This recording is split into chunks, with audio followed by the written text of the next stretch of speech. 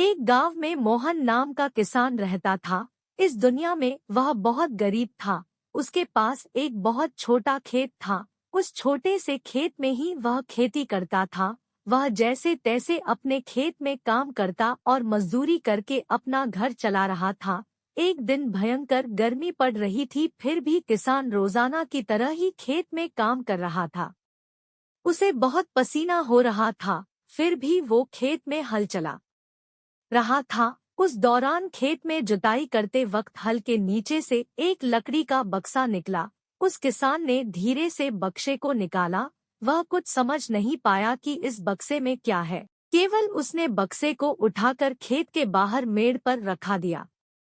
उसने देखा कि यह बक्सा खाली है, तो उसने अपनी दोपहर की रोटियां उसमें रख दी और वापस अपना काम करने लगा। थोड़ी देर बाद दोपहर में जब खाना खाने आया तो उसने देखा कि बक्से में बहुत सारी रोटियां थी। उस किसान को बहुत आश्चर्य हुआ। किसान ने सोचा कि ये तो जादुई बक्सा है, उसमें जो भी चीज डालो वह कई गुना हो जाती है। जो भी वस्तु उस बक्से में डाल रहे थे वह कई गुना हो रही थी। उसने दोपहर का भोजन किया और फिर हल चलाने लगा। जब शाम को घर आया तो बक्से को अपने साथ ले आया।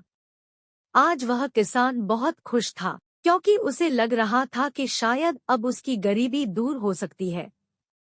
वह गरीब किसान एक धैर्य वाला व्यक्ति था, कभी भी उस बक्से से जरूरत से ज्यादा सामान नहीं लेता था।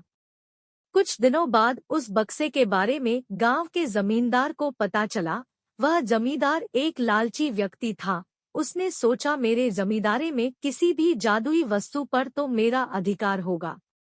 जमींदार के कहने पर उसके आदमी उस किसान को पकड़ ले आए। उस जमींदार ने किस को धमकाया और कहा कि तुम्हारा खेत मेरी जमींदारी का हिस्सा है, इसलिए उस बक्से पर मेरा अधिकार बनता है। जमींदार की बात सुनकर किसान डरते हुए बोला, मालिक, भले ही जमींदारी आपकी है, लेकिन उस खेत पर खेती मैं करता हूँ तो बक्से पर मेरा अधिकार है। जमींदार समझने लगा